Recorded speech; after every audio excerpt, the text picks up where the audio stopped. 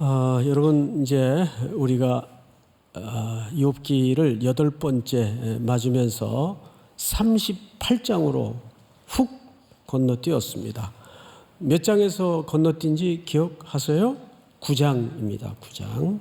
9장에서 한 30여 장을 훌쩍 건너뛰었습니다.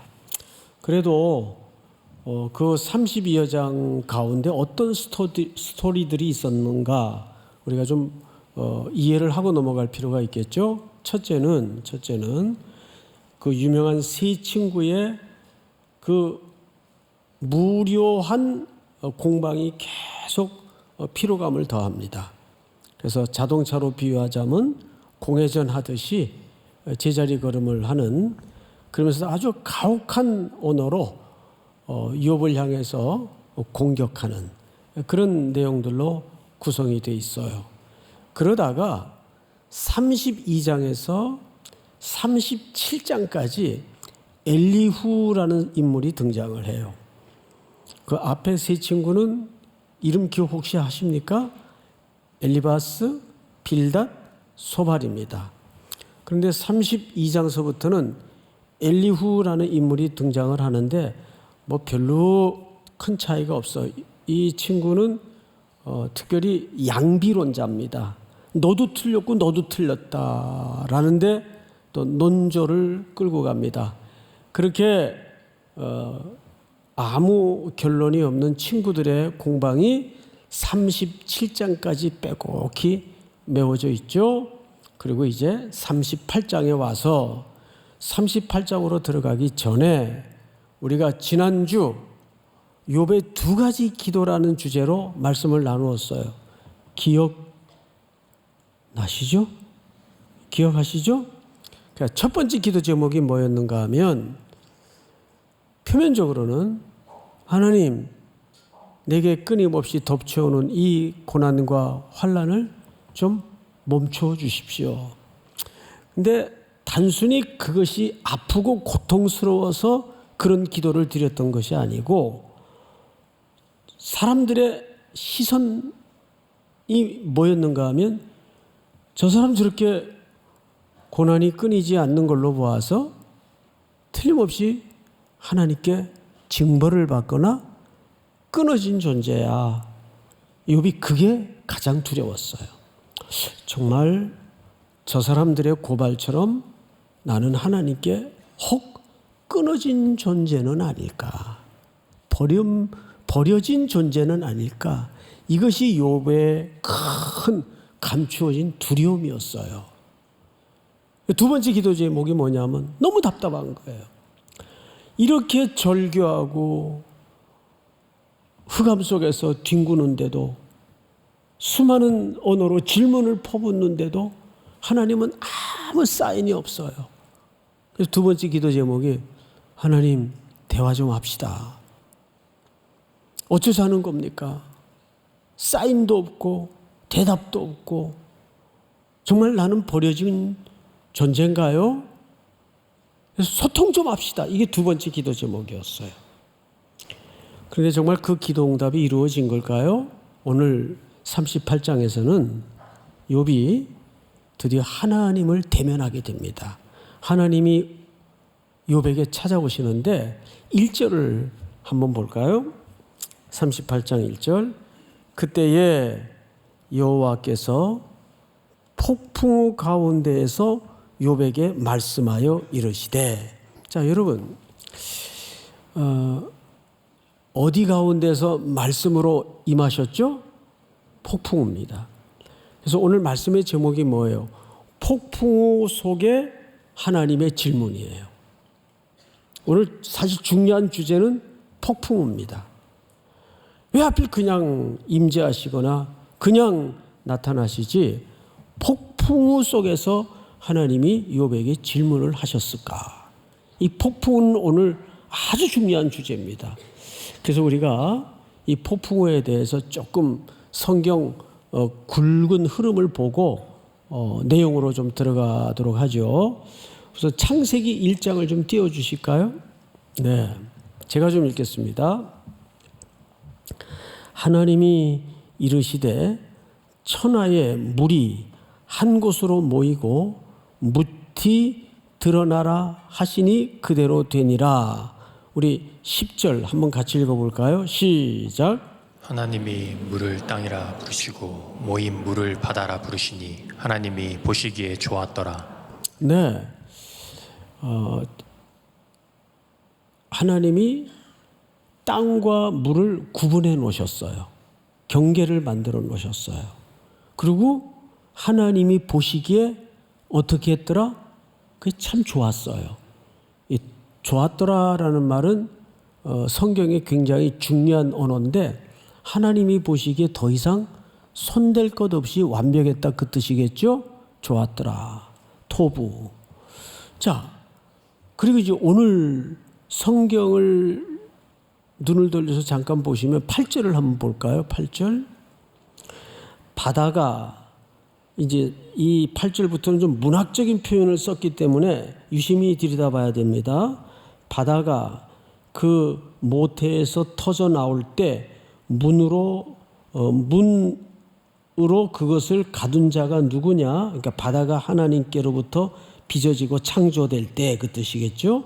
그때에 내가 구름으로 그 옷을 만들고 흑암으로 그 강보를 만들고 10절 다 같이 시작. 한계를 정하여 문빗장을 지르고. 무슨 뜻인가 하면 바다와 땅을 정확하게 경계를 만들어서 바다가 아무리 파도가 높더라도 땅을 덮지 못하도록 모든 도량을 설계했다 그 말이에요. 11절을 제가 읽겠습니다. 오늘 본문 11절. 이르기를 네가 여기까지 오고 더 넘어가지 못하리니 네 높은 파도가 여기서 그칠지니라 하였노라. 이건 누가 경계를 정하시고 누가 이 질서와 원리를 만드신 거죠? 하나님이 경계를 정하시고 질서를 만드신 거예요. 아무리 파도가 하늘 끝 닿을 듯 성나서 넘실댈지라도 바다를 땅을 덮지 못하도록 하나님이 결정하셨어요. 자, 이것을 우리가 어디에서 그 리얼한 현장을 좀 경험하냐 하면 시인들의 시편의 기록을 좀 보도록 하십시다. 시편 107편을 보세요. 배들을 바다에 띄우며 큰 물에서 일을 하는 자는, 우리 인생을 설명합니다. 우리 인생을 비유하기를 배를 타고 수많은 파도가 덮쳐오는 그 바다에서 영업하는 자처럼 인생을 우리가 그렇게 살아가죠. 제가 몸이 좀 몇십 년 전에 많이 아파서 교회에 휴가를 얻어서 저 남해 바다에 며칠 가서 그냥 갯바위에 앉아가지고 하염없이 바다만 멍하니 바라봤던 적이 있어요. 그런데 그 우울증 걸리겠더라고요. 바다가 자꾸 이렇게 들어오라 그러는 것 같아요. 그러면서 거기서 몇 가지 큰 진리를 깨달았는데 계속 파도가 와서 때려요. 바위를, 갯바위를 칩니다. 한 개도 똑같은 파도가 없어요. 물결도 다르고 물살도 틀려요. 다 다릅니다. 마치 뭘 보는 듯하냐 하면 우리 인생살이를 보는 듯해요. 그래서 오늘 시편을 보시면 배들을 바다에 띄우며 큰 물에서 일을 하는 자는 우리 인생을 얘기하는 거죠. 여호와께서 행하신 일들과 그의 기이한 일들을 어느 바다에서 보나니? 깊은 바다에서 보나니. 이 깊은 바다의 뜻은 이제 곧 밝혀지는데 풍랑이 있는 바다를 얘기해요. 25절을 볼까요? 여호와께서 명하신즉 뭐가 일어나요? 광풍이 일어나요. 바다 물결을 일으키는도다. 자, 그러니까 광풍도 누구의 허락하에 물결이 치는 겁니까? 창조주 하나님의 허락하에 바람도 불고 광풍이 일어나요. 그런데 이 광풍을 통해서 이 깊은 바닷물을 통해서 뭘 보여주신다고 여기 설명하냐 하면 그의 기이한 일들을 그랬어요. 그 기이한 일들을 깊은 바다에서 보게 될 것이다. 광풍 속에서 만나게 될 것이다. 그러니까 광풍으로 말하면 우리 인생사의 혹독한 고난, 환난일 텐데 그것이 그 자체가 우리 인간에게 목적을 갖고 있지 않다는 거예요. 오히려 그 광풍을 통해서 하나님이 하나님의 일하시는 기이한 어떤 것을 보여주신대요. 다음 절 볼까요? 같이 한번 읽어보십시다. 시작. 그들이 하늘로 솟구쳤다가 깊은 곳으로 내려가나니 그 위험 때문에 그들의 영혼이 녹는도다. 여러분, 이런 배 타봤어요? 저는 겪어봤어요. 저녁 예배 시간인가 말씀을 드린 기억이 나는데 제가 존경하는 원로 목사님이 어딜 좀 가자 그래서 어딘지도 모르고 한 3일 따라 나섰던 적이 있어요. 전라남도 해남 쪽에 가면 땅끝 마을이 있습니다. 토말이라고 땅끝 마을 가보신 분들 계실 거예요. 거기 가니까 조그만 배 선착장이 있는데 거기에 이 나뭇잎만한 방주호라는 배가 하나 있더라고요. 이 나뭇잎만이 조그매요. 몇 사람 앉으면 그냥 꽉 찰 정도로 작은 배인데 거길 이제 태워놓은 거예요. 그래서 3사람이 탔어요. 그 원로 목사님 또 배 선장님도 목사님이에요. 그리고 저 배가 출발할 때는 정말 거울 위를 미끄러지듯이 아주 바다가 평온하고 햇살이 찬란했습니다. 근데 바다가 이상하대요. 한 15분쯤 바다로 갔나요?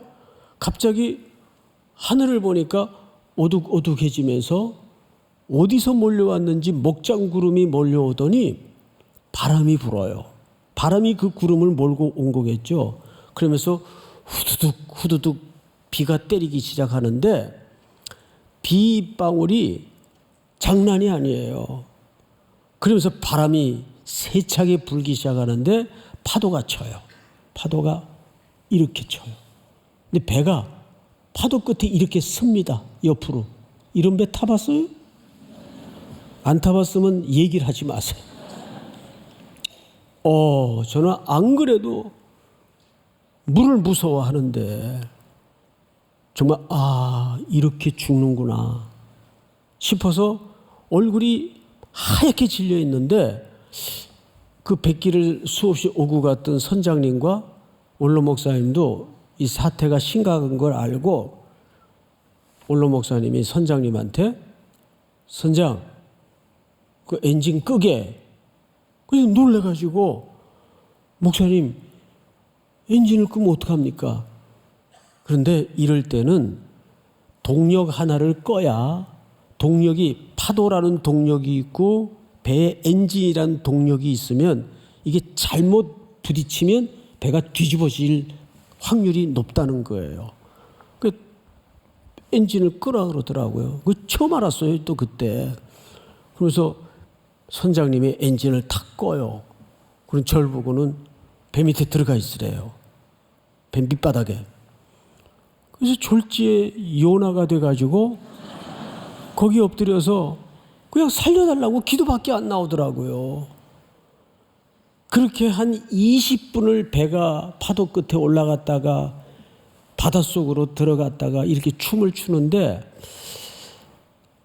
마석도라는 섬에 겨우 도착을 했어요. 그래서 알지도 못하는 남의 집 툇마루에 그냥 누워가지고 한 3시간을 정신이 나가서 그냥 멍하니 혼절을 했던 적이 있어요. 근데 제가 이 시편 107편을 읽으면 그때 그 풍랑 만났던 생각이 어제 일처럼 너무 선명하게 기억이 떠오르는 겁니다. 26절을 잘 보세요.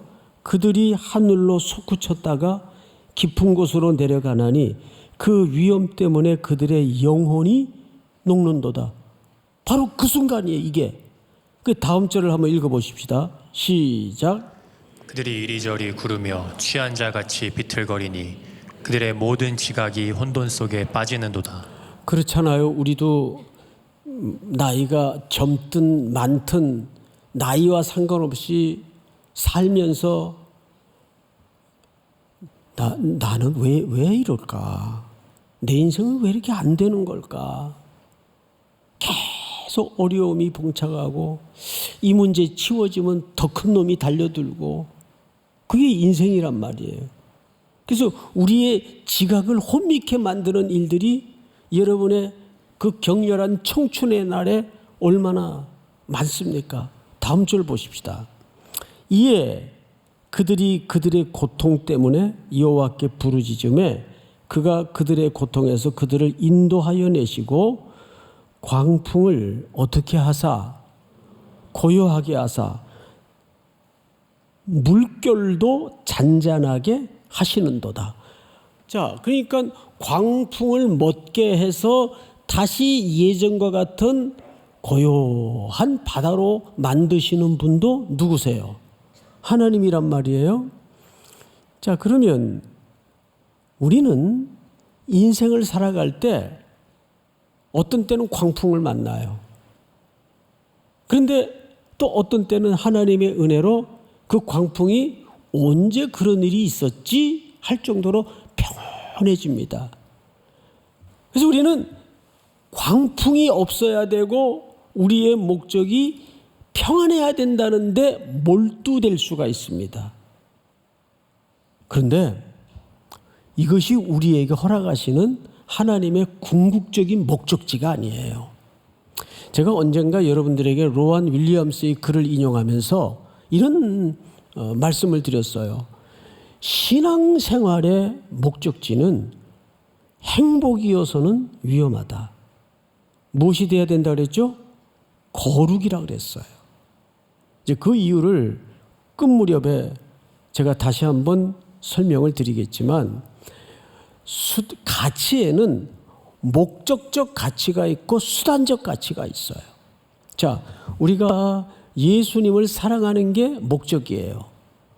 근데 그 예수님을 사랑하기 위해서 노력하고 몰두하고 애쓰다 보면 뭐는 쫓아오는 거죠? 행복은 자연적으로 쫓아오게 돼 있어요. 그래서 이 행복은 궁극적 가치가 아니라 수단적 가치입니다. 그럼 우리의 궁극적 가치는 뭘까요? 거룩이에요.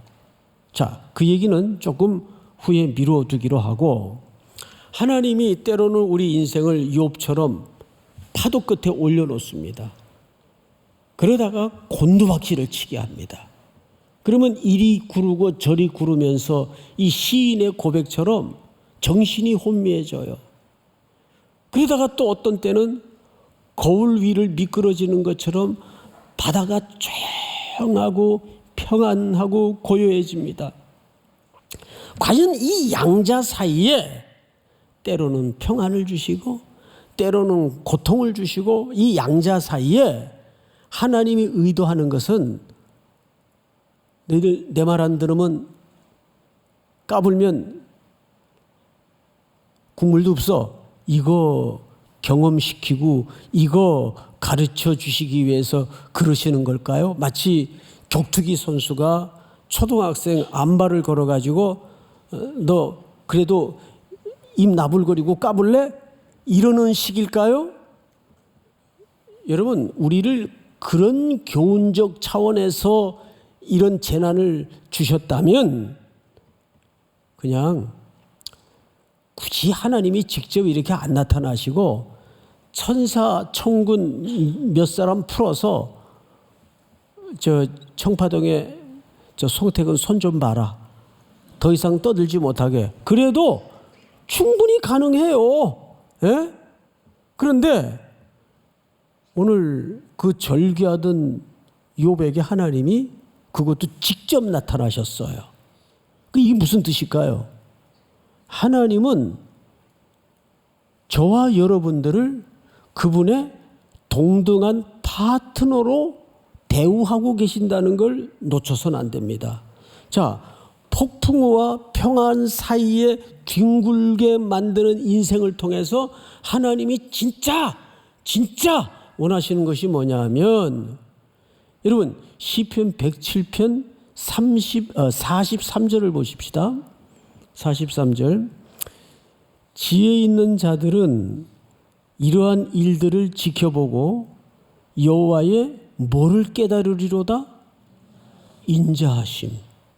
인자가 뭐죠? 헤세드. 하나님의 사랑을 얘기하는 거예요.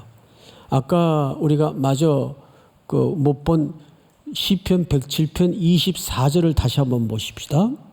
여호와께서 행하신 일들과 그의 기이한 일들을 깊은 바다에서 보나니, 여기서 말하는 기이한 일이 뭐예요? 바로 하나님의 인자를 얘기하는 거예요. 다음 절을 한번 볼까요? 25절. 배들을 여호와께서 명령하신즉 광풍이 일어나 바다 물결을 일으키는도다. 다음 절. 그들이 하늘로 솟구쳤다가 깊은 곳으로 내려가나니 그 위험 때문에 그들의 영혼이 녹는도다. 우리 다 같이 시작. 그들이 이리저리 구르며 취한 자같이 비틀거리니 그들의 모든 지각이 혼돈 속에 빠지는도다. 28절.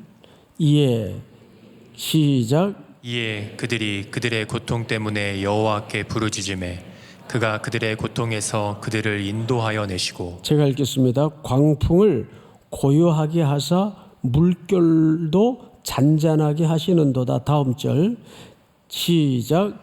그들이 평온함으로 말미암아 기뻐하는 중에 여호와께서 그들이 바라는 항구로 인도하시는도다. 여호와의 뭐가? 인자하심과 인생에게 행하신 뭐죠? 여기서 말하는 기적이 기이한 일이에요. 자, 그러면 이제 폭풍우라는 주제에 대한 정리가 대충 다 끝났어요. 폭풍우 치다가도, 근데 이 폭풍우가 하나님의 주권 속에 이루어지는 폭풍우예요. 또 평안케 하시는 것도 하나님의 주권 속에 이루어지는 결론입니다. 그런데 폭풍우도 하나님의 목적이 아니고 우리를 평안케 하는 것도 하나님의 목적이 아니에요. 그 양자 사이를 뒹굴게 인생을 경영하시면서 기이한 것을 보게 하신대요. 그 기이한 것이 뭐나 봤더니 43절에 하나님의 인자하심이에요. 자, 그래서 우리 오늘 본문 이제 드디어 하나님이 욥에게 첫 마디가 뭔가를 주목해 보세요. 2절 제가 읽겠습니다. 무지한 말로 생각을 어둡게 하는 자가 누구냐? 여기 무지한 말로라는 말은 욥을 포함한 전 인생과 친구들을 묶어서 지칭하는 표현이에요. 무지한 말로. 근데 뭐를 어둡게 한대요? 생각을. 이거 누구 생각일까요? 하나님의 생각입니다. 여기서는 사람들의 생각을 얘기하는 게 아니라 하나님의 생각, 이 생각이라는 말이 에차라는 말을 썼어요. 에차. 이 말은 히브리 말로 무슨 뜻인가 하면 도모, 계획, 숙고 끝의 어떤 결정, 이런 뜻이에요. 도모, 계획, 숙고 끝의 어떤 결정. 그러니까 누가 하나님이 어떤 때는 우리에게 폭풍우를 허락하시고 어떤 때는 그 폭풍우를 파도야 잠잠하라 명하셔서 고요한 거울처럼 만들어 놓으세요. 그래서 우리는 살면서 요거만 좀 치워지면 숨을 쉬고 살겠는데, 이것만 좀 해결이 되면 좀 숨을 쉬고 살겠는데, 그 문제에 빠져서 문제를 치워내기에만 몰두하거나 급급할 때가 있어요. 여러분, 그런데 그 담벼락과 문제를 뛰어넘어서 뭘 봐야 된다는 거예요? 간단해요. 하나님의 기이한 일을 봐야 된다는 거예요. 근데 그 기이한 일이 뭔가 봤더니 하나님의 인자하심이에요. 여러분, 제가 이 설교를 준비하면서 오래된 시 하나를 제가 기억이 나더라고요. 또 하나는 오래전에 여러 차례 봤던 애니메이션 영화 한 편이 기억이 나요. 시는 뭐 어떤 시인가 하면 여러분 유치환 씨라는 분 아시죠? 청마 유치환 이분이 쓴 유명한 시 중에 그리움이라는 시가 있어요. 이 시는 사실 내용은 어떤 여인을 흠모하고 짝사랑한 나머지 바위돌처럼 꿈쩍 않는 이영도라는 어떤 여인에 대한 그 애달픈 심정을 담은 시입니다. 근데 그 첫머리가 이렇게 시작이 되죠. 파도야 어쩌란 말이냐. 파도야 어쩌란 말이냐. 그러니까 자기 마음속에 일어나는 그 여인에 대한 사랑의 경랑을 얘기하는 거죠. 파도야 어쩌란 말이냐. 파도야 어쩌란 말이냐. 임은 뭇같이 까딱 앉는데 사랑하는 사람이죠. 이 땅덩어리처럼 끄떡하지 않고 있는데 파도야 어쩌란 말이냐. 날 어쩌란 말이냐. 그러다가 사랑을 이루지 못하고 이분은 교통사고로 돌아가세요. 그 소식을 건너 들었던 그 여인이 이제 답병 겸 탑이라는 시를 하나 남겼어요. 그 시가 이렇게 시작이 됩니다. 너는 저만치 가고 나는 여기 섰는데 손 한 번 흔들지 못하고 돌아선 하늘과 땅 애모는 사리로 맺혀 푸른 돌로 굳어라. 이 짧은 시인데 이 마디마디에 녹아진 그 하모니는 어마어마해요. 그러니까 결국 이루지 못하고 둘 사이는 끝났지만 마치 우리 인생이 이 사랑이라는 주제를 빼고 우리 삶의 모든 절절함을 거기에 대입시켜 보면 인생이라는 건 이런 녹두리처럼 들려집니다. 파도야 어쩌란 말이냐. 그러다가 그 파도와 파도 사이에 뒹구는 인생들이 하나님의 해답서를 성경을 보니까 우리의 시선을 기이한 대로 돌리기 위한, 그러면서 제가 퍼뜩 머릿속에 떠올랐던 애니메이션이 뭐냐 하면 그 짧게 끊어진 영상인데 여러분 잘 아실 거예요. 한번 볼까요? 졸음도 올 시간인데 한번 보십시다. I'll go now. No! What? What? How are you doing that? It's a magic carpet. It's lovely. You don't want to go for a ride, do you? We could get out of the palace, see the world. Is it safe? Sure, do you trust me? What? Do you trust me? Yes.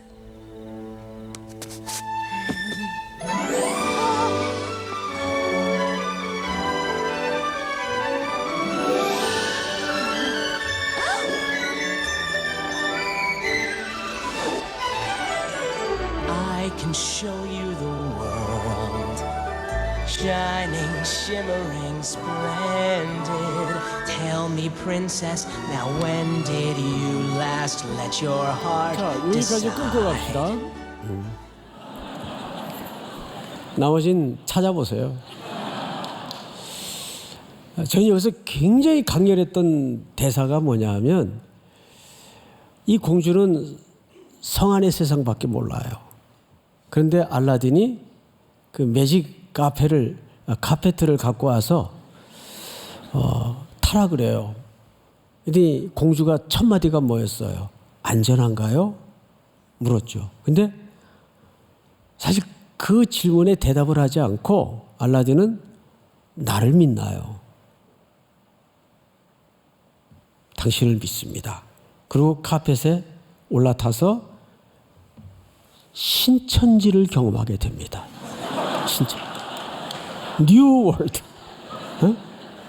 이게 신천지라는 말이 참 좋은 말인데 이상한 사람들이 먼저 차용하는 바람에 이게 참 불편한 표현이 됐지만 여기에서 우리가 그냥 웃고 넘어갈 게 아니라 하나님이 그 폭풍 같은 고난과 평온 사이에 우리를 뒹굴면서 누구나 그걸 경험해요.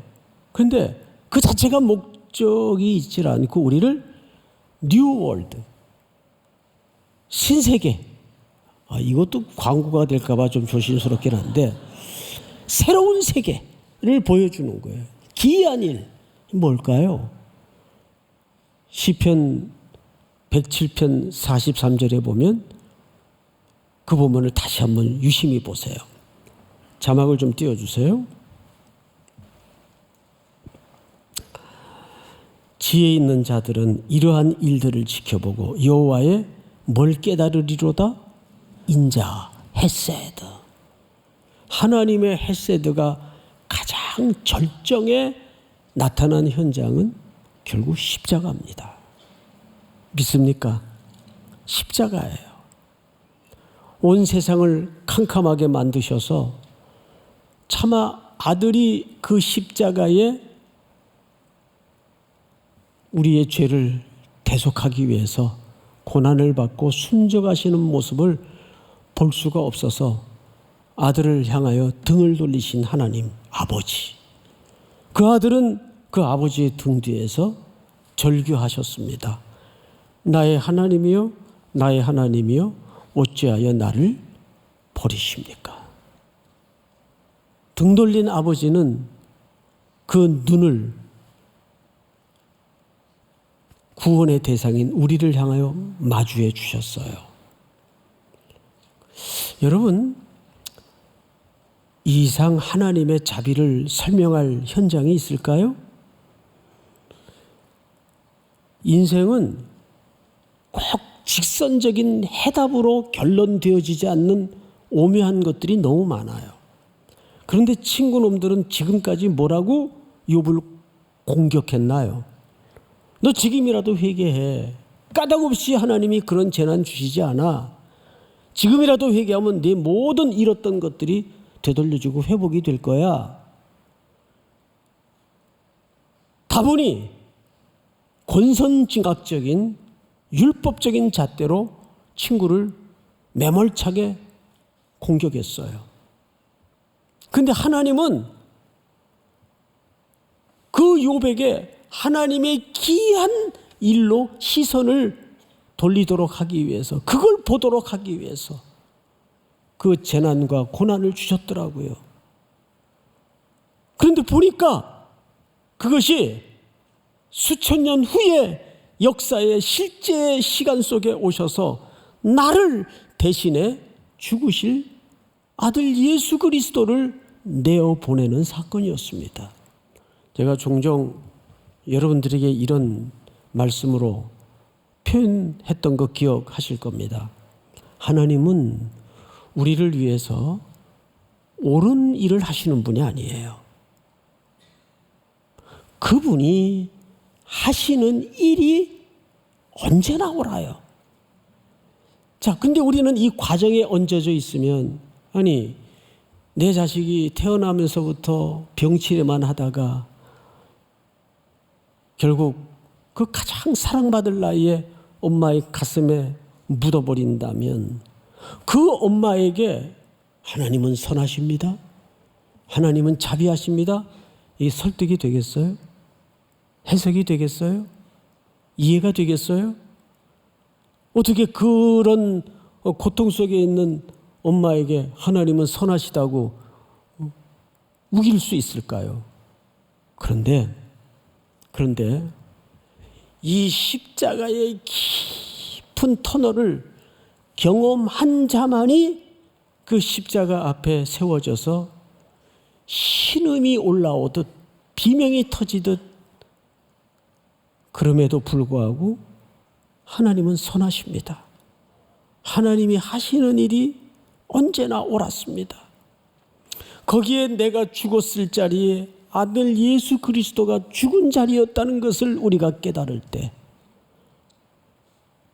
제가 그런 말씀을 드렸어요. 여러분들에게 나이가 든다고 철이 드는 게 아니에요. 십자가 만날 때 인간은 제대로 철이 듭니다. 그래서 여러분, 겸손하려고 애쓰지 마세요. 인간은 겸손해지지 않습니다. 언제 겸손의 모양을 낼 수 있는가 하면 어느 원로 목사님이 그런 얘기를 해요.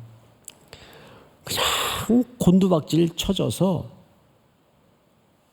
자기의 본연의 형체는 옷대간데 없이 너덜너덜해져 가지고, 아, 세상에 내가 입 열어서 욕할 사람이 아무도 없구나. 다 나보다 훌륭한 사람들이구나. 이 고백이 가능해질 때 겸손의 흉내라도 낼 수 있다 그래요.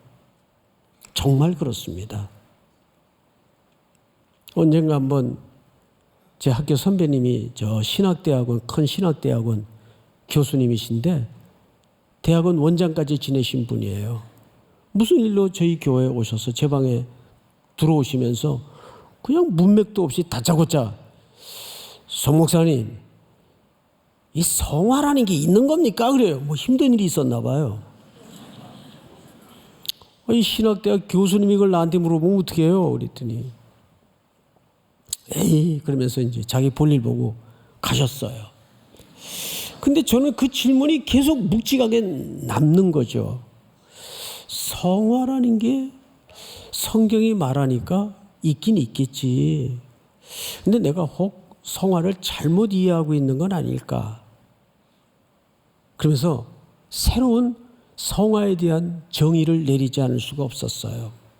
물론 우리가 인격적인 수양을 하고 성품을 계속 그리스도의 성품을 닮아가는 노력을 한다면 사람은 조금 달라질 수 있겠죠. 그것도 성화의 한 일면인 것은 맞습니다. 그런데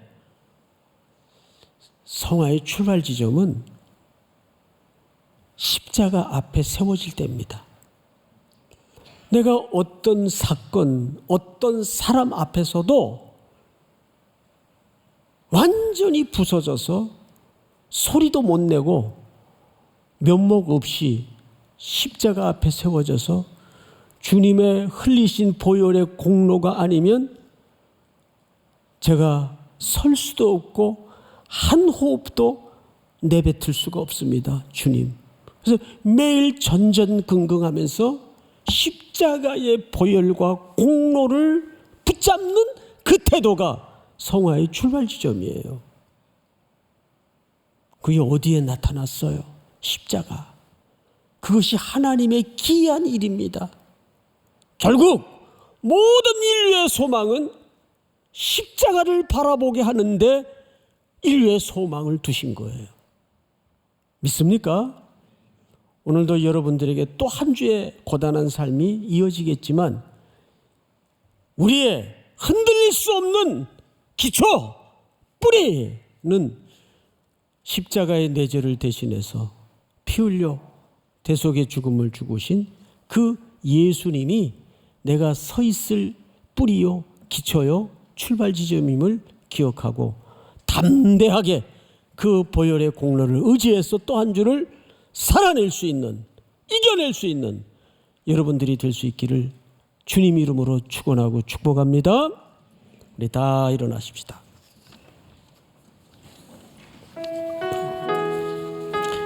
하나님은 너를 지키시는 자,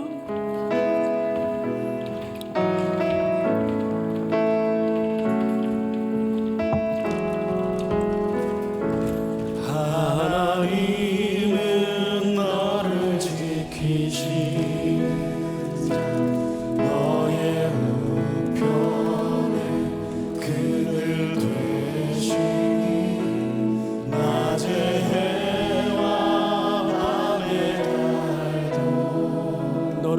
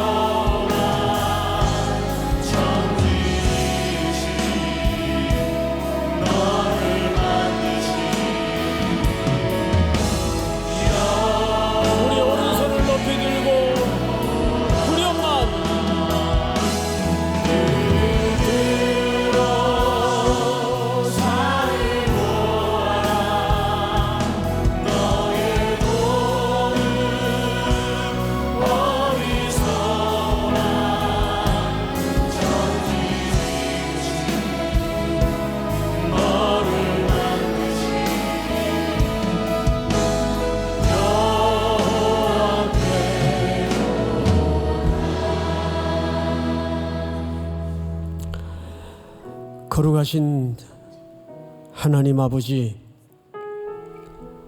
폭풍우 가운데에서도 경계를 정하시고 결국 그 폭풍우 넘어 하나님의 기이한 자비, 그 사랑에 우리의 시선을 머물도록 이끌어 주심을 감사합니다. 십자가에 나타난 하나님의 사랑 앞에 우리의 호흡이 있게 하시고 우리의 걸음이 있도록 이끌어 주시옵소서. 지금은 우리 구주 예수 그리스도의 은혜와 하나님 우리 아버지의 높고 크신 사랑하심과 성령님의 교통하심이 오늘 머리 숙여 경배를 드리는 사랑하고 사랑하는 우리 귀한 청년들, 해외, 군에 멀리 출타해 있는 가족들, 고향의 우리 어머니, 아버지, 복중의 생명까지 영원토록 함께 있을지어다. 아멘.